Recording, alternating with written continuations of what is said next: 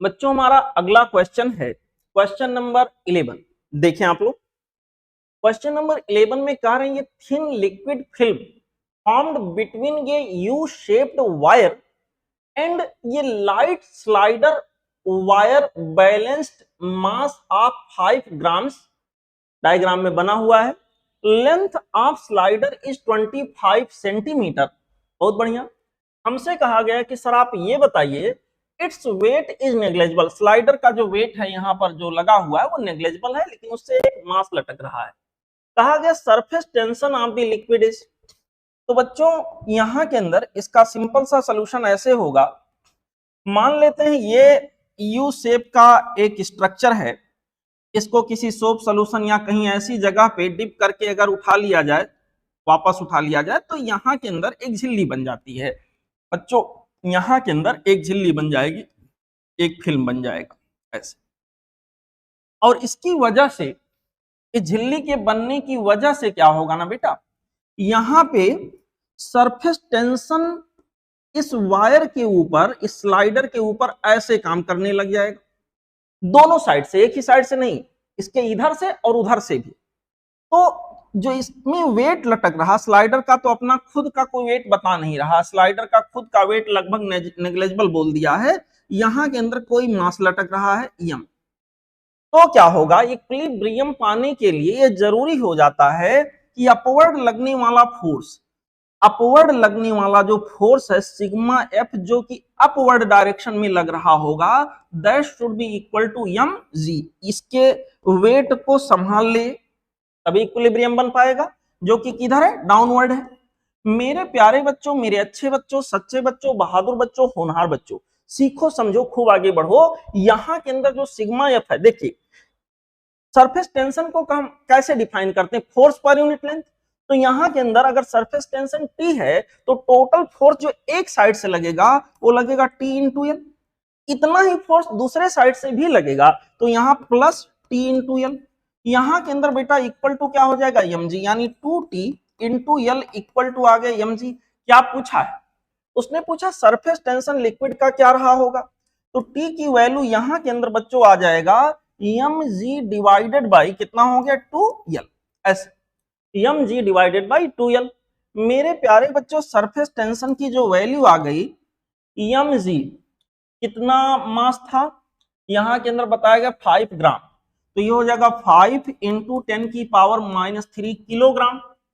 जी की वैल्यू यहाँ मेंशन नहीं है, चलो मैं 10 रख देता हूं, डिवाइडेड बाई 2 टाइम्स ऑफ यल।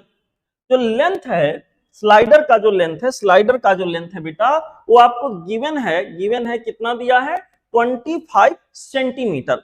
यहाँ के अंदर बच्चों 25 centimetre in the sense 25 upon 100 metre. देखें कितना आ जाएगा ये बच्चों, यहाँ के अंदर ये आ गया, देखें ये दोनों मिलके हो जाएंगे 10 की पावर -2, और ये ऊपर जाएगा मल्टीप्लाई होगा, तो यहाँ 10 की पावर -2 इंटू 10 की पावर 2 1 बन जाएगा। यहाँ के अंदर बच्चों आ जाएगा 5 divided by 50, 5 divided by 50 in the sense 1 divided by 10 in the sense 0.1 Newton पर मीटर। तो यहाँ के लिए जो करेक्ट आंसर होगा 0.1 न्यूटन पर मीटर। अगर 0.1 न्यूटन पर मीटर आ रहा है तो यहाँ के लिए जो करेक्ट चॉइस होगा बेटा वो होगा option 2। Option 2 would be the correct choice in this particular question. समझ गए बच्चों? अब हम लोग आगे बढ़ेंगे, अगले क्वेश्चन की चर्चा करेंगे। यहां हमारा अगला जो सवाल है इस पर्टिकुलर क्वेश्चन पेपर के लिए वो है क्वेश्चन नंबर बच्चों 12। देखिए क्वेश्चन नंबर 12 में हमसे कहा गया है सरफेस टेंशन ऑफ ये लिक्विड इज 0.5 न्यूटन पर मीटर। किसी लिक्विड का जो सरफेस टेंशन है वो 0.5 न्यूटन पर मीटर के इक्वल है। If a thin film of this liquid is held on the ring of area 0.03 metre square रहना चाहिए, 0.03 मीटर स्क्वायर उसका एरिया हो, तो कहा गया सरफेस एनर्जी लगभग कितना होगा। मेरे प्यारे बच्चों ये कोई सा रिंग है, कोई सा रिंग है, और रिंग का कुछ एरिया है, इसके अंदर क्या है, फिल्म बन गया है, यहाँ पर किसी सोप सोल्यूशन या ऐसी किसी लिक्विड में डिप करके अगर इसको निकाला जाएगा तो यहाँ ऐसे फिल्म ऐसे झिल्ली बन जाए। सवाल है सरफेस एनर्जी कितना होगा। Surface energy equal to total निकाला जाए तो ये होता है surface area into surface tension. तो ये एक साइड से आएगा सरफेस टेंशन इंटू एरिया एक साइड का, ऐसे उधर का भी, तो दोनों का मिलाकर बच्चों यहां के अंदर मैं लिखूंगा तो ये हो जाएगा 2t इंटू ए। 2t इंटू ए को मैं सॉल्व करने के लिए जाऊंगा तो ये हो जाएगा 2 टाइम्स ऑफ सरफेस टेंशन मुझे मेंशन है 0.5, एरिया यहां के लिए बच्चों 0.03 सॉल्व करेंगे दोनों मिलके 1 होंगे और इस तरह से सरफेस एनर्जी की टोटल वैल्यू दोनों साइड का मिलाकर हो जाएगा 0.03, कितना हो जाएगा joule. 0.03 joule in the sense अगर मैं इसको इस तरह से लिखूं तो लिखूंगा 3 इंटू 10 की पावर -2 जूल। बेटा यहाँ के लिए ऑप्शन 4 मैच हो रहा है, तो इस पर्टिकुलर क्वेश्चन का जो आंसर होगा वो होगा ऑप्शन 4। ठीक है, समझ गए बेटा। अब हम लोग आगे बढ़ेंगे, अगले क्वेश्चन की चर्चा बच्चों करेंगे। यहां चलिए अगले सवाल पे चलते हैं। क्वेश्चन नंबर हमारा अगला जो है that is question number 13। Question number 13 में बच्चों देखिए ये थर्मल फिजिक्स थर्मोडायनेमिक्स से है। यहां पे इस क्वेश्चन में हमसे ये कहा गया है कि सर ऐसा है ये gas undergoes expansion in such a manner that its PV diagram plot is a downward sloping straight line as shown in the figure below. What happens to the temperature during this process? Option में है लगातार increase करेगा या decrease करेगा, data insufficient है, decrease first then increase, इस तरह से 4 ऑप्शंस दिए हुए। देखते हैं क्या सही हो सकता है। इस ग्राफ को देखकर स्पष्ट रूप से कोई भी ये बता सकता है कि इसमें कुछ ऐसा हुआ है कि वॉल्यूम लगातार बढ़ता जा रहा है और प्रेशर घटता जा रहा है। बेटा वॉल्यूम लगातार बढ़ता जा रहा है और प्रेशर घटता जा रहा है, तो यहाँ पे सवाल ये है कि यहाँ क्या हुआ होगा, टेम्परेचर का क्या हाल चाल होगा, बढ़ेगा घटेगा, लगातार बढ़ेगा लगातार घटेगा, बढ़ेगा फिर घटेगा, घटेगा फिर बढ़ेगा, इस तरह से ऑप्शंस बनाए गए।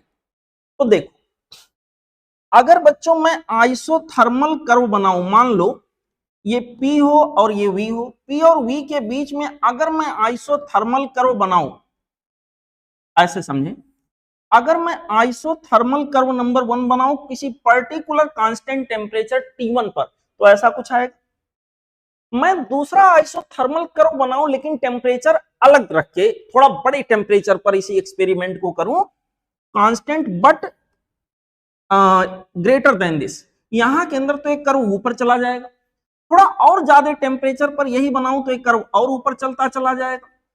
इस कॉन्सेप्ट का सहारा थोड़ा इस ग्राफ को एक्सप्लेन करने के लिए लेते हैं। जैसे सपोज करिए एक मैं बच्चों यहां के लिए एक आइसोथर्मल वाला कर्व बनाऊं, समझिएगा इसको, एक आइसोथर्मल वाला कर्व बनाऊं जो कि ऐसे जा रहा हो, तो इस कर्व के हर पॉइंट पर, हर एक पॉइंट पर टेम्परेचर की वैल्यू सेम होगी, लगभग पॉइंट ए और पॉइंट बी पर टेम्परेचर इसका मतलब सेम होगा। इसी कर्व के 2 पॉइंट ये हो गए जैसा मैंने समझाने के लिए बनाया, लगभग में एक्सप्लेनेशन करने के लिए। यहां पर मैं एक कर्व और बनाऊं तो जरा यहां से तुलना करो, कर्व जितना ऊपर जाएगा टेम्परेचर उतना ही ज्यादा होता जाएगा। इस कर्व के हर एक पॉइंट पर टेम्परेचर सेम होगा, हर एक पॉइंट पर मतलब यहां का टेम्परेचर जो होगा यहां के बराबर होगा, लेकिन यहां की तुलना में अगर यहां T1 था तो यहां T2 टेम्परेचर पर ये कर्व खींच रहे हैं, हर पॉइंट पर टेम्परेचर थोड़ा बढ़ गया। ऐसे मैं खींचता जाऊं तो एक बीचों बीच में कोई पॉइंट लगभग आएगा, ये कर्व का नेचर कुछ इस तरह से होगा। मेरे प्यारे बच्चों ये पॉइंट जो बीचों बीच में आया है, देखें इसके हर पॉइंट पे टेम्परेचर सेम होगा, लेकिन अगर मैं इन तीनों टेम्परेचर्स का कंपैरिजन करूं तो T3 ग्रेटर देन होगा बेटा T2 ग्रेटर देन होगा T1। इसका मतलब ये हुआ कि पॉइंट ए पर टेम्परेचर T1 रहा होगा, ये वाले पॉइंट पे टेम्परेचर बच्चों T2 रहा होगा, ये वाले पॉइंट पे टेम्परेचर T3 रहा होगा। तो यहां के अंदर जैसे जैसे हम यहां से यहां आए होंगे टेम्परेचर बढ़ा होगा, टेम्परेचर बढ़ा होगा, लेकिन यहां से यहां गए होंगे, T3 से T1 के साइड जा रहे हैं, इसका मतलब टेम्परेचर घटा होगा। तो जहां तक टेम्परेचर की बात है बच्चों, टेम्परेचर शुरुआती दौर में क्या होगा, बढ़ेगा, ऐसे जा रहे हैं ना। यहां पर बाद में टेम्परेचर, उसके बाद क्या होगा, टेम्परेचर घटेगा, डिक्रीज करेगा, लगभग इस तरह का यहां एस्टिमेशन हो पा रहा है। तो करेक्ट चॉइस यहां के लिए जो होगा, फर्स्ट इंक्रीजेस देन डिक्रीजेस, इसका मतलब सही चॉइस जो यहां के लिए होगा वो होगा ऑप्शन 1। ठीक है, option 1 is the correct choice for this particular question. समझ गए बच्चों। अब हम लोग अगले क्वेश्चन पे बच्चों आगे बढ़ेंगे।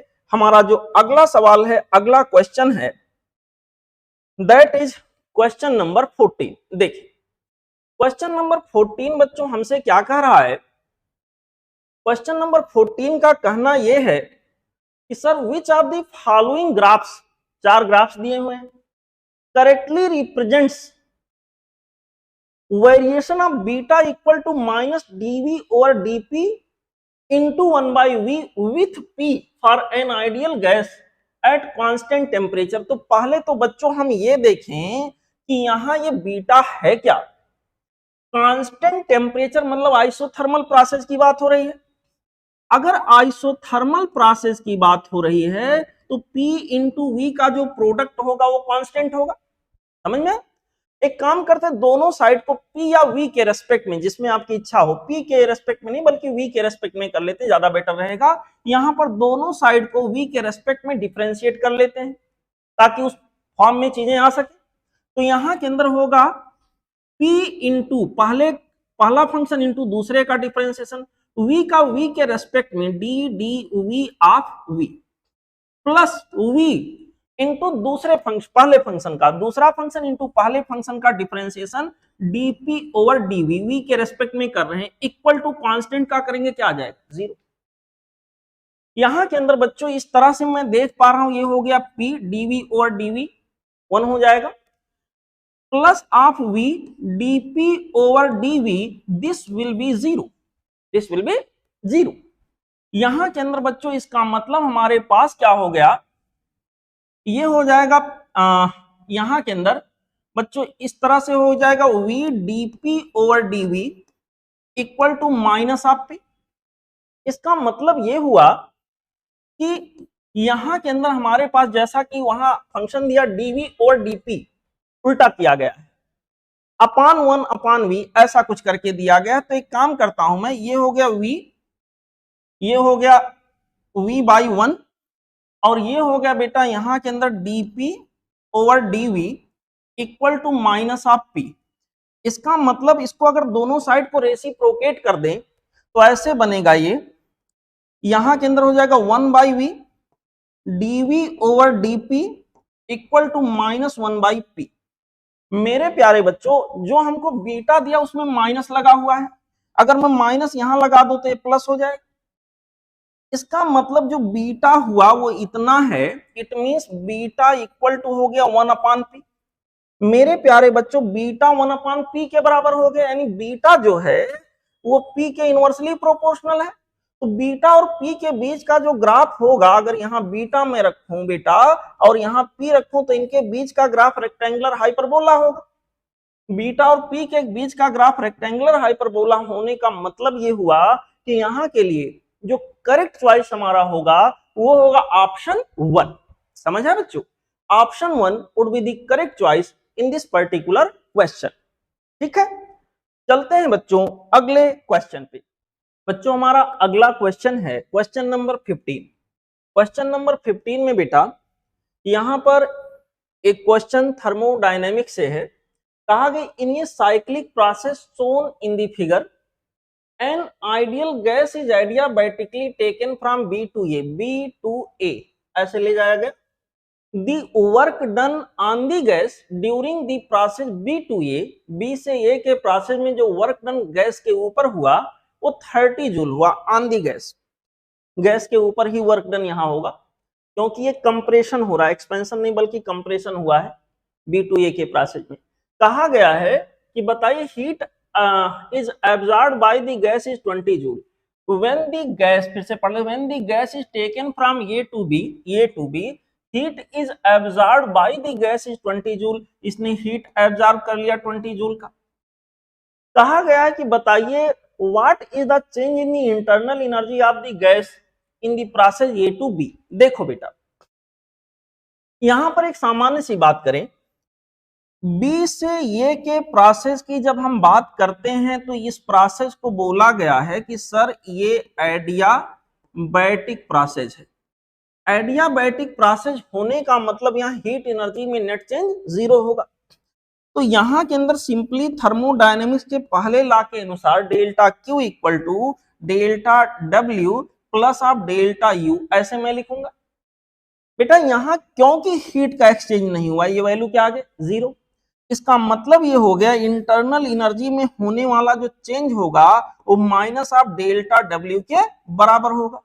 अब सब लोग एक चीज देखो, ये जो वर्क डन बी से ए में हुआ है ये ऑन द गैस हुआ है और स्पष्ट रूप से ग्राफ से दिख रहा है कि यहां एक्सपेंशन नहीं बल्कि कंप्रेशन हुआ है।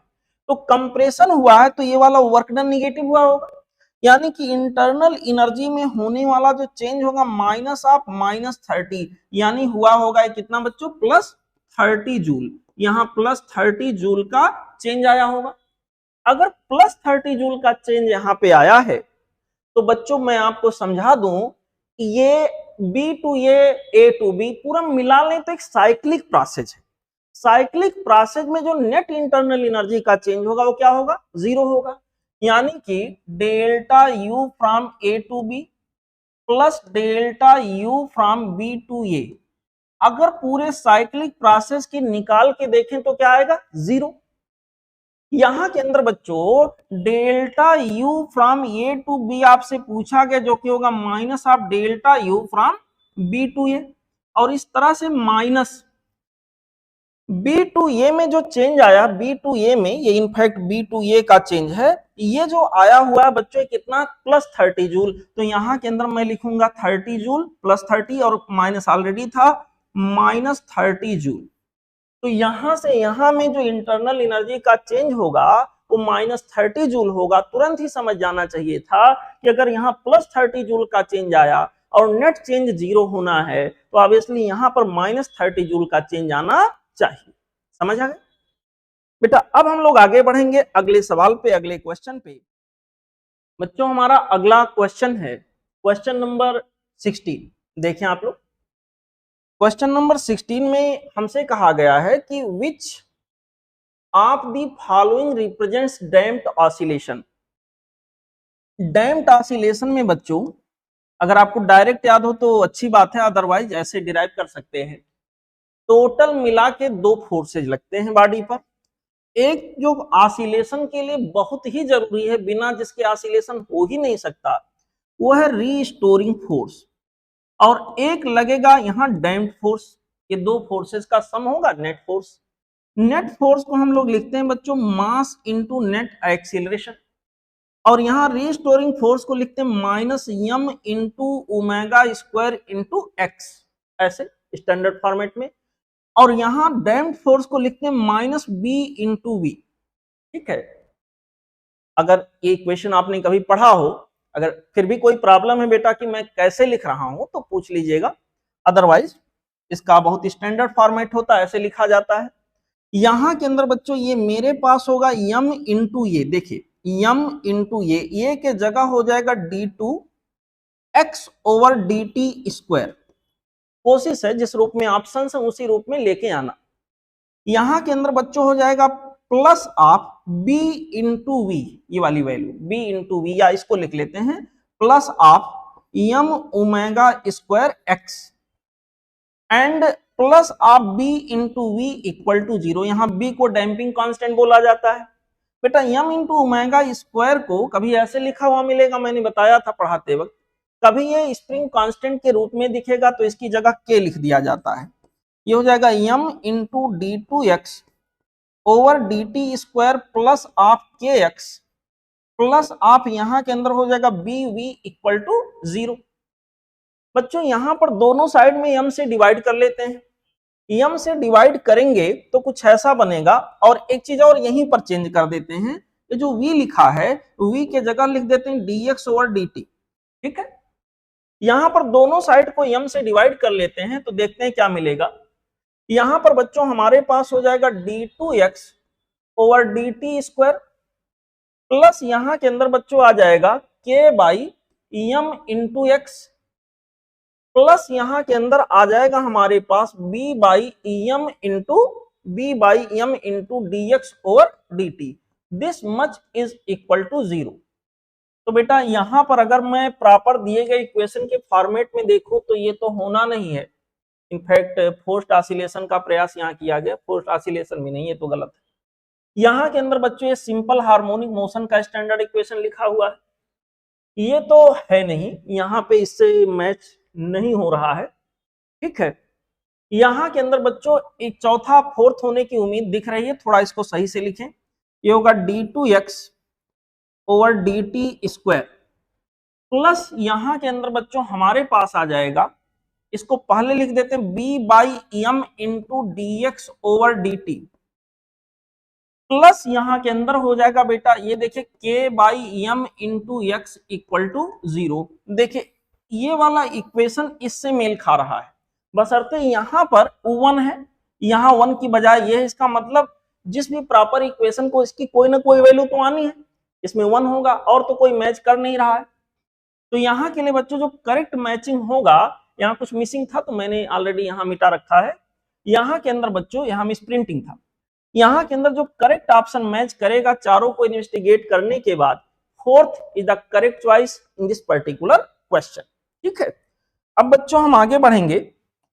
हमारा अगला जो सवाल होगा इस पर्टिकुलर क्वेश्चन के बाद वो होगा क्वेश्चन नंबर 17। देखिए क्वेश्चन नंबर 17 में बच्चों हमसे बोला गया है कि सर ऐसा है, डिस्प्लेसमेंट ऑफ ये particle executing simple harmonic motion is given by, यहां पर बच्चों कोई पार्टिकल सिंपल हार्मोनिक मोशन कर रहा है, उसका डिस्प्लेसमेंट ऐसे है x इक्वल टू ये साइन ऑफ 2 पाई बाई, माफ करिएगा ऐसे लिखा हुआ है, pi by 2 into T plus of pi by 6, ऐसे करके लिखा है। कहा गया बताइए फ्रीक्वेंसी ऑफ पोटेंशियल एनर्जी। अगर डिस्प्लेसमेंट इक्वेशन के जो लिए जो फ्रीक्वेंसी होगा, पोटेंशियल एनर्जी या काइनेटिक एनर्जी के चेंज होने का फ्रीक्वेंसी बेटा डबल हो जाता है। अगर आपने कभी पढ़ा हो एसएचएम में, जो फ्रीक्वेंसी डिस्प्लेसमेंट की होगी वही वेलोसिटी के चेंज होने की होगी, वही एक्सीलरेशन के चेंज होने की होगी, वही बच्चों यहाँ रिस्टोरिंग फोर्स के फ्रीक्वेंसी के चेंज होने का रेट होगा, बच्चों यहाँ फ्रीक्वेंसी होगा। अगर इन सबकी फ्रीक्वेंसी एफ है तो यहां पर पोटेंशियल एनर्जी और काइनेटिक एनर्जी के चेंज होने की फ्रीक्वेंसी 2f होती है। इन सबके चेंज होने का टाइम पीरियड अगर t है तो यहां के चेंज होने का टाइम पीरियड t/2 होता है। तो पहले तो डिस्प्लेसमेंट का देखें बच्चों, अगर इसको मैं प्रॉपर फॉर्मेट में लिखूं तो देखें यहां पर मैं ऐसे बढ़ा दूं 2 पाई, 2 से ऊपर नीचे यहां मल्टीप्लाई कर दूंगा तो यहां इंटू 2 आ जाएगा, 2 पाई बाई कैपिटल टी, तो कैपिटल टी यहां से निकालने पर आ जाएगा 2 pi by capital T into small T omega के जगह पर 2 पाई बाई कैपिटल टी। तो कैपिटल टी यानी टाइम पीरियड की जगह आ गया 4। Frequency is the reciprocal of time period, इसका मतलब 1/4। तो यहाँ के अंदर 1/4 हर्ट्ज बेटा यहाँ के अंदर फ्रीक्वेंसी आ 1/4 हर्ट्ज, और पोटेंशियल एनर्जी के चेंज होने की फ्रीक्वेंसी इस तरह से डबल हो जाएगा, मीन्स 1/2 हर्ट्ज। तो यहाँ के लिए जो करेक्ट चॉइस होगा बेटा वो हो जाएगा ऑप्शन 2। ठीक है, चलते हैं अगले क्वेश्चन पे। देखें आप सभी लोग, यहाँ पे क्वेश्चन नंबर हमारा अगला जो है that is question number 18। Question number बच्चों 18 में हमसे कहा गया है कि सर ऐसा है, इलेक्ट्रॉन, माफ करिएगा, an electric dipole of length 20 centimetre, कोई इलेक्ट्रिक डाइपोल का सवाल आ गया जिसका लेंथ 20 सेंटीमीटर है, having plus minus this much coulomb charge, यहां पर दिया गया है, placed at 60 degree with respect to uniform electric field, experiences ये torque of magnitude 6 newton into metre, potential energy of dipole. बेटा यहां के अंदर कोई डाइपोल है जो इलेक्ट्रिक फील्ड के डायरेक्शन से, यहां पर ये डाइपोल है minus Q plus Q, electric dipole moment ऐसे रहा होगा, इलेक्ट्रिक फील्ड के डायरेक्शन से 60 डिग्री के एंगल पे रखा हुआ है, तो इसके ऊपर जो टार्क लग रहा है वो अगर 6 न्यूटन इंटू मीटर के बराबर है। बेटा टार्क की वैल्यू होती है P cross E, P cross E। यहां टार्क का मैग्नीट्यूड हो जाएगा PE साइन थीटा। सवाल के अनुसार टार्क जो लग रहा है वो 6 न्यूटन मीटर का लग रहा है। इलेक्ट्रिक डाइपोल मोमेंट की वैल्यू क्या होगा हम नहीं जानते, पोटेंशियल एनर्जी पूछा गया है। यहां के अंदर बच्चों अभी P ही रहने देते हैं, इंटेंसिटी ऑफ इलेक्ट्रिक फील्ड यहां के अंदर मेंशन नहीं है, वैसे ही रहने देते हैं, P इंटू E के फॉर्म में ही रहने देते हैं। cos 60 माफ करेगा साइन 60 डिग्री, साइन 60 डिग्री यहां के अंदर आ जाएगा। मेरे प्यारे बच्चों 6 equal to P into E sine 60 की वैल्यू हो जाएगी स्क्वायर रूट के अंदर 3/2। इसको हम लोग सॉल्व करेंगे तो P इंटू E की वैल्यू हो जाएगी 12 डिवाइडेड बाई स्क्वायर रूट के अंदर 3, यानी कि बच्चों ये आपके पास आ गया। इसको अगर थोड़ा सॉल्व किया जाए तो इसको हम लिख सकते हैं यहां के अंदर बच्चों 4 into 3 divided by square root के अंदर 3, तो आ जाएगा 4 स्क्वायर रूट के अंदर 3। ये P इंटू E की वैल्यू आ गई। हमसे पूछा पोटेंशियल एनर्जी डाइपोल का उस पोजीशन में क्या होगा। बच्चों पोटेंशियल एनर्जी अगर आप कभी पढ़े हो किसी इलेक्ट्रिक डाइपोल का, जब वो यूनिफॉर्म मैग्नेटिक फील्ड में इलेक्ट्रिक फील्ड में रखा जाता है तो माइनस पी डॉट ई आता है, यानी P minus P E cos theta, minus P E cos theta minus P into E के जगह पर हो गया 4 स्क्वायर रूट के अंदर 3, कॉस थीटा का मतलब कॉस 60 और कॉस 60 की वैल्यू 1/2। यहां के अंदर 2 4 को कैंसिल करके 2 बना देगा, तो यहां के अंदर बच्चों हमारे पास पोटेंशियल एनर्जी जो होगा पाएगा माइनस ऑफ 2 स्क्वायर रूट के अंदर 3, माइनस ऑफ 2 स्क्वायर रूट के अंदर 3 दिस मच जूल। ये हमारे पास उसका आंसर होगा। अगर मैं ऑप्शन में जाऊं तो करेक्ट मैचिंग मुझे ऑप्शन 1 में दिख रहा है। इस पर्टिकुलर क्वेश्चन के लिए बच्चों करेक्ट मैचिंग होगा ऑप्शन 1। ठीक है, चलते हैं बच्चों अगले क्वेश्चन पे। हमारा अगला जो सवाल है, अगला जो क्वेश्चन है बच्चों, that is question number 19। Question number 19 देखें क्या कह रहा बेटा। क्वेश्चन नंबर 19 हमसे कह रहा है surface charge density of a conducting sphere of radius 10 centimetre is this much 8.85 into 10 की पावर माइनस ऑफ 8। ये सरफेस चार्ज डेंसिटी है, कूलम पर मीटर स्क्वायर में यूनिट दिया है। Potential energy at the centre of sphere, conducting sphere का नाम लिया है। मेरे प्यारे बच्चों यहां कंडक्टिंग स्फीयर है, मेटेलिक स्फीयर मान के चलेंगे उसको, तो जितनी पोटेंशियल उसके सरफेस पर होगा उतना उसके सेंटर पर भी होगा, उतना ही हर पॉइंट पर होगा। इसके अंदर अगर जाएं तो हर पॉइंट पर पोटेंशियल सेम होगा, that will be equal to surface potential. तो सबसे पहले हम लोग निकालते हैं सरफेस पर पोटेंशियल कितना आएगा।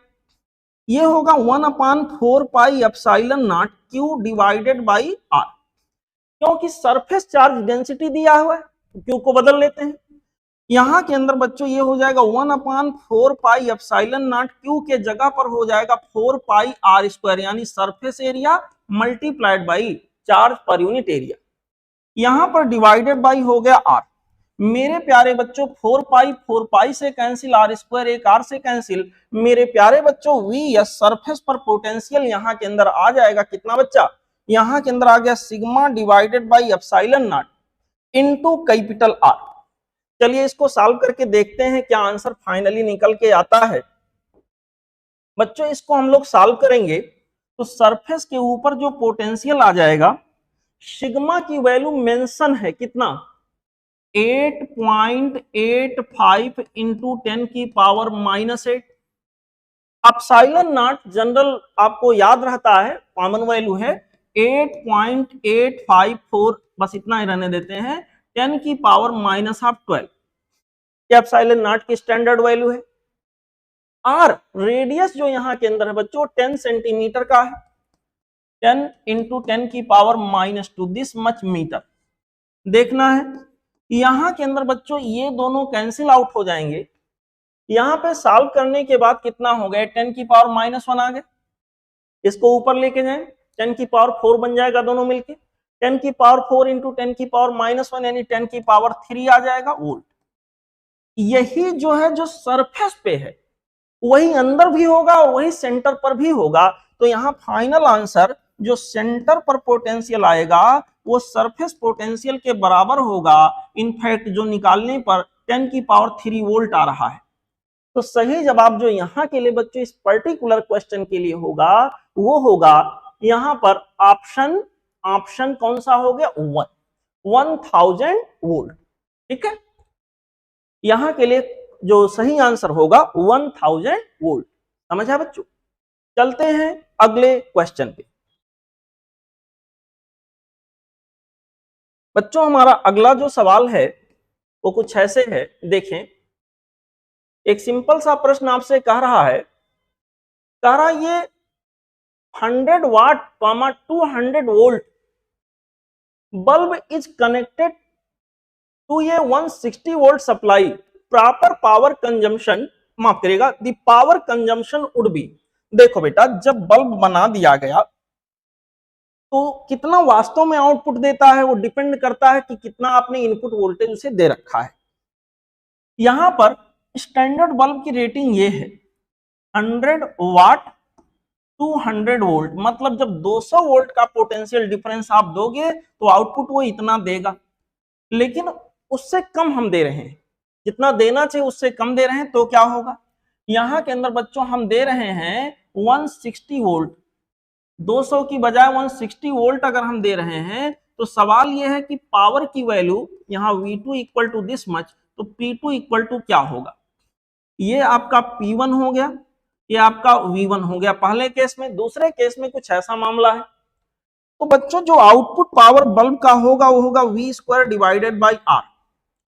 बल्ब एक बार बन चुका है तो उसके अंदर फिलामेंट का रेजिस्टेंस फिक्स है, power directly proportional to V का स्क्वायर हो गया। इसका मतलब ये हो गया P2 divided by P1 equal to हो जाएगा V2 डिवाइडेड बाई V1 का होल स्क्वायर। यहां के अंदर P2 divided by P1 equal to V2 जो कि 160 है, V1 जो कि 200 है का स्क्वायर। मेरे प्यारे बच्चों 0 0 कैंसिल, यहां 4 से कट कर लेते हैं। इसको सॉल्व करने के बाद ये आ जाएगा P2 divided by P1 equal to 16 divided by 25, यानी कि P2 की वैल्यू बेटा यहां के अंदर आ जाएगा 16 divided by 25 into P1 and P1 is 100। ठीक है, यहां के अंदर 4 बार गए और यहां 16 इंटू 4 यानी कि 64 वाट। जो वास्तव में पावर आएगा 160 वोल्ट पर वो बेटा कितना आ जाएगा, वो आ जाएगा 64 वाट। तो करेक्ट चॉइस जो यहां के लिए हमें दिख रहा है वो हो गया ऑप्शन 3। समझ आया बच्चों? एक सिंपल सा सवाल था। चलते हैं अगले क्वेश्चन पे, हम लोग अगले क्वेश्चन को सॉल्व करने का प्रयास करते हैं। मेरे प्यारे बच्चों अगला जो हमारा सवाल है, अगला जो क्वेश्चन है वो है question number 21। Question number 21, question number 21 में कहा गया है mobility of charge carrier increases with. मेरे प्यारे बच्चों अगर मैं यहां मेटल के अंदर जाके देखूं तो जिस डायरेक्शन में इलेक्ट्रिक फील्ड होता है, सपोज जैसे इलेक्ट्रॉन क्या करता है, यहां से चलना शुरू किया, फिर इलेक्ट्रॉन जाके यहां कोलिजन होता है, उसका जो वेलोसिटी कोलिजन से जस्ट पहले वो गेन करता है, यहां पर बच्चों इसी को हम ड्रिफ्ट वेलोसिटी कह देते हैं। ड्रिफ्ट वेलोसिटी यहां पर u इक्वल टू 0 से चला, जितने समय में कोलिजन होता है इसको रिलैक्सेशन टाइम कहते हैं। इस इलेक्ट्रिक फील्ड की वजह से इलेक्ट्रॉन को एक्सीलरेशन मिलता है, जिसकी वजह से इलेक्ट्रॉन चल पाता है। यहाँ m इंटू ए की वैल्यू होती है q इंटू ई के बराबर। यहाँ पर बच्चों एक्सीलरेशन की वैल्यू q का मतलब इलेक्ट्रॉन का charge into E divided by यहाँ के अंदर होगा मास ऑफ इलेक्ट्रॉन।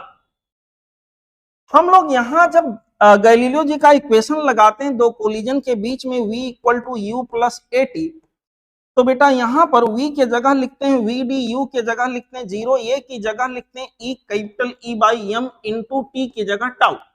इस तरह से बच्चों हमारे पास ड्रिफ्ट वेलोसिटी जो आता है that is equal to E capital E divided by m into tau, ऐसे कुछ होता है। मेरे प्यारे बच्चों, मेरे अच्छे बच्चों, सच्चे बच्चों, बहादुर बच्चों, होनहार बच्चों, खुशहाल बच्चों, सीखो समझो खूब आगे बढ़ो। ये वाला जो हमारा वैल्यू है यहाँ पर, इसी को मोबिलिटी कहा जाता है। जनरली किताबों में इसको म्यू से दिखाया जाता है। मोबिलिटी की वैल्यू, इसका मतलब ई कई, माफ करिएगा थोड़ा सा यहाँ मिसिंग हो रहा है बच्चों। यहाँ के अंदर थोड़ा इसको चेंज करते हैं, देखिए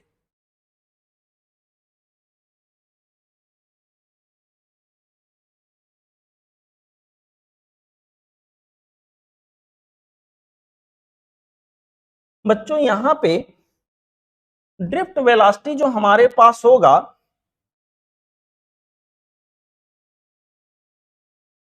यहां पे बच्चों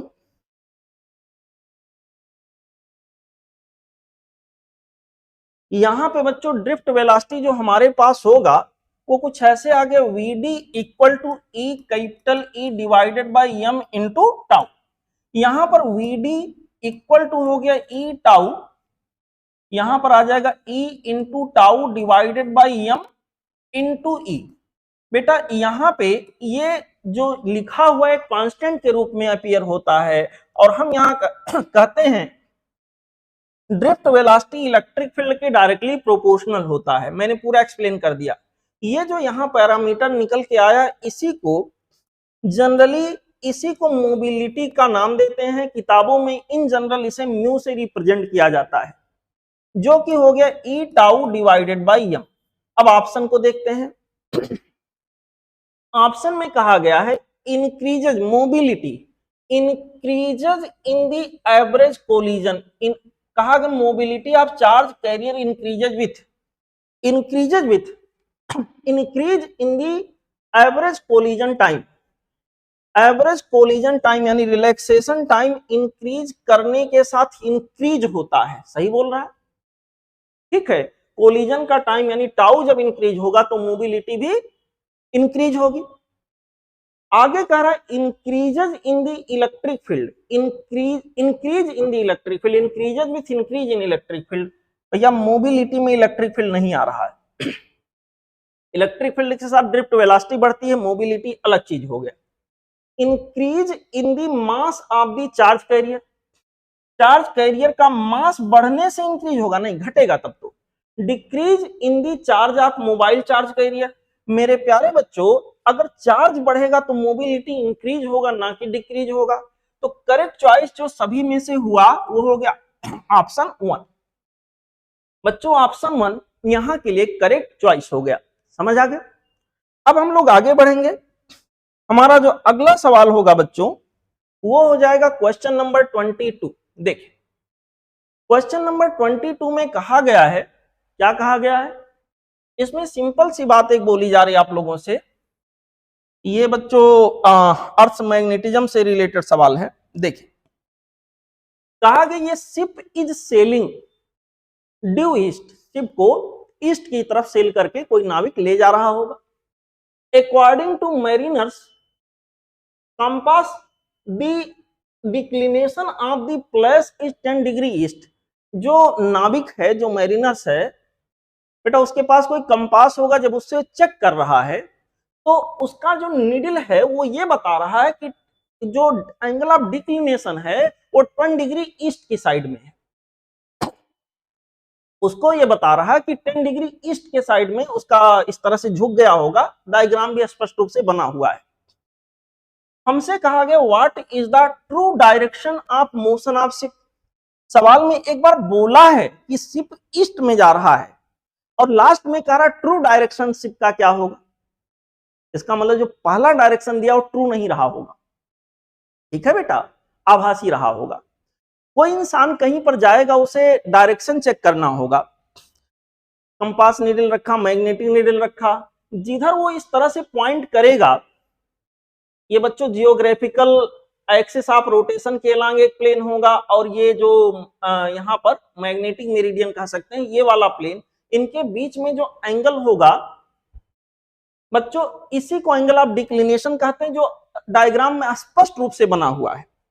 तो जो नाविक यहां होगा, इस नाविक महोदय को क्या आभास हुआ होगा, जो भी यहाँ ये बाबू लोग हैं इन्हें क्या लगा होगा, इनके अनुसार जिधर ये पॉइंट किया होगा इनको ये नॉर्थ दिख रहा होगा, इनके अनुसार ये नॉर्थ होगा। तो जब नॉर्थ यहां इनको दिख रहा है, नॉर्थ इनको यहां दिख रहा है, तो इनफैक्ट नॉर्थ, अगर ये मैं इसको नॉर्थ देखता हूं तो ईस्ट मुझसे पूछा जाए किधर होगा, तो नॉर्थ से 90 डिग्री हमें घूमना होगा। तो इसके अनुसार अगर नॉर्थ यहां है, ये कंफ्यूज है, असली नॉर्थ यहां था लेकिन निडिल के अनुसार नॉर्थ ये बता रहा है, जो कि वास्तव में मैग्नेटिक नॉर्थ को बता रहा है। अब यहां पर जिधर इसने नॉर्थ को एहसास किया उसके 90 डिग्री आगे वो यहां पर ईस्ट को एहसास करेगा, इधर कहीं ईस्ट जो वास्तव में यहां था, लेकिन इसको ईस्ट यहां के अंदर नजर आएगा। इसका मतलब ये नाविक जो है अपनी नाव को सेल करते हुए इधर कहीं ले जा रहा होगा, ऐसे। ठीक है बेटा, यहां पर ईस्ट डायरेक्शन में इनफैक्ट नहीं जा रहा होगा, ये ईस्ट डायरेक्शन से 10 डिग्री आगे यूं बढ़ रहा होगा। अगर ये नॉर्थ है तो ये साउथ होगा, 10 डिग्री, इसको हम कहेंगे 10 डिग्री, 10 डिग्री क्या, साउथ ऑफ ईस्ट। मेरे प्यारे बच्चों, तो यहां के लिए जो करेक्ट आंसर हो गया ऑप्शन 1। ठीक है, option 1 is the correct choice in this particular question. अब हम लोग आगे बढ़ेंगे बच्चों अगले सवाल पे। अगला जो हमारा सवाल है, अगला जो क्वेश्चन है, that is question number 23। Question number 23 देखिए सब लोग। क्वेश्चन नंबर बच्चों 23 हमसे कह रहा है, ये मैग्नेटिक डाइपोल प्लेस्ड परपेंडिकुलर, ये मैग्नेटिक डाइपोल प्लेस्ड परपेंडिकुलर, फिर से पढ़ लेते हैं, magnetic dipole placed in two perpendicular magnetic fields B and B naught is in equilibrium making an angle alpha with B naught, then यहां के अंदर बच्चों कोई दो मैग्नेटिक फील्ड हैं जो एक दूसरे के परपेंडिकुलर बताए गए हैं। मान लो, अभी फिलहाल मैं मान लेता हूं ये B नॉट है, ये B है। मैग्नेटिक डाइपोल जब यहां रखा जाता है तो क्वेश्चन का ये कहना है कि वो इक्विलिब्रियम में आ जाता है। मान लो बच्चों ये मैग्नेटिक डाइपोल हो, ये साउथ हो, ये नॉर्थ हो, तो इसका मैग्नेटिक डाइपोल मोमेंट ऐसे कहीं होगा। यहां के अंदर कह रहा है कि वो बी नॉट से equilibrium making angle alpha with B naught. B naught से कितना एंगल बना रहा है बेटा, बी नॉट से सवाल के अनुसार ये कितना एंगल बना रहा है, अल्फा। तो इक्विलिब्रियम में ये तब रह पाएगा जब नेट फोर्स जीरो और नेट टार्क जीरो। जब मैग्नेटिक निडल की बात आती है हम टार्क पे फोकस करते हैं। यहां के अंदर बच्चों टार्क की नेट वैल्यू जीरो होनी चाहिए। तो अगर मैं कंपेयर करूं m cross b that is equal to torque, m cross b, ये वाला टार्क जो इनके इस वजह से लगेगा वो आउटवर्ड, इस डायग्राम के अनुसार m क्रॉस b ये वाले फील्ड के द्वारा टार्क इनवर्ड। तो अगर outward torque m cross b not वाले के बराबर हो जाए जो कि इनवर्ड होगा, तो बेटा नेट टार्क की वैल्यू जीरो होगी और सिस्टम हमारा इक्विलिब्रियम में होगा। तो यहां के अंदर torque because of magnetic field B should be same in magnitude, torque due to magnetic field B naught. ठीक है बच्चों, B नॉट के द्वारा जो टार्क होगा उसको बैलेंस करना चाहिए। ये वाला टार्क जो हमारा है यहां के अंदर बच्चों ये आउटवर्ड है और ये वाला टार्क जो है वो कैसा है, इनवर्ड है। मेरे प्यारे बच्चों, मेरे अच्छे बच्चों, मेरे सच्चे बच्चों, मेरे बहादुर बच्चों, सब लोग सीखो, सब लोग समझो, सब लोग आगे बढ़ो। यहां पे मैं लिखूंगा m क्रॉस b के जगह पर mb साइन थीटा। अब रुकिए, m क्रॉस b अगर ये अल्फा है तो ये कितना होगा, इधर आ जाएगा बेटा 90 माइनस अल्फा। तो यहां के अंदर ये आ गया 90 minus alpha should be equal to, यहां के अंदर हो जाएगा बच्चों m into B naught into sine, इधर कितना एंगल है, अल्फा। सॉल्व करके देखते हैं, m कैंसिल हो जाएगा, b साइन 90 माइनस अल्फा को मैं लिखूंगा कॉस अल्फा, और यहां पर बच्चों हमारे पास हो जाएगा बी नॉट साइन अल्फा। इस तरह से जो रिलेशन बना इन दोनों के बीच में वो हो गया B cos alpha equal to B naught sine alpha. B cos alpha equal to B naught sine alpha. बेटा यहां के लिए जो करेक्ट चॉइस हमारा हो गया वो हो गया ऑप्शन 3। ठीक है, option 3 is the correct choice in this particular question. मेरे प्यारे बच्चों, अब हम लोग आगे बढ़ेंगे और हमारा अगला सवाल देखते हैं क्या है बच्चों। अगला क्वेश्चन होगा क्वेश्चन नंबर 24। क्वेश्चन नंबर 24 में हमसे बोला गया है which device is used to increase और डिक्रीज द एसी वोल्टेज। देखिए कॉन्सेप्चुअल सवाल हो गया। यहां पर ऑसिलेटर, ऑसिलेटर क्या है? एक पर्टिकुलर रेडियो फ्रीक्वेंसी या इलेक्ट्रोमैग्नेटिक वेव को इमिट कराने के लिए उसका उपयोग किया जाता है। ऑसिलेटर एक ऐसा एम्पलीफायर होता है जिसमें पॉजिटिव फीडबैक का मैकेनिज्म इन्वॉल्व होता है।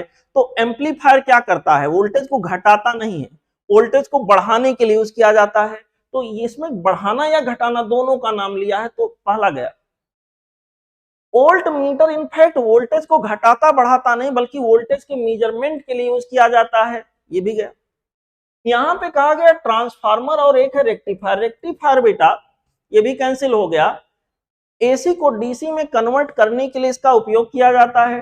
ट्रांसफार्मर, ट्रांसफार्मर जो होता है बच्चों ये स्टेप डाउन और स्टेप अप दो तरह का होता है। वोल्टेज को घटाता भी है, वोल्टेज को बढ़ाता भी। स्टेप अप है वोल्टेज को बढ़ाएगा, स्टेप डाउन है वोल्टेज को कम कराएगा। ठीक है, ये बात कुछ और है, पावर को नहीं बढ़ाता है। ठीक है, बाइसिंग वगैरह इसमें यूज नहीं होता। लेकिन सवाल के हिसाब से यहां पावर का नाम नहीं लिया है, उसने वोल्टेज या वोल्टेज को घटाने या बढ़ाने की बात की है। नो डाउट यहां के लिए करेक्ट चॉइस होगा ऑप्शन 3। समझ गए बच्चों? हम लोग आगे बढ़ेंगे बच्चों अगले क्वेश्चन पे। हमारा अगला जो सवाल होगा यहां के लिए वो होगा बच्चा क्वेश्चन नंबर 25। देखें सब लोग, क्वेश्चन नंबर 25 में कहा गया है ये thin circular ring of area capital A held perpendicular to a uniform field of induction B. यहां के अंदर बच्चों एक सर्कुलर रिंग है, सर्कुलर रिंग है, परपेंडिकुलर रखा गया यूनिफॉर्म मैग्नेटिक फील्ड में जिसका इंडक्शन बी है।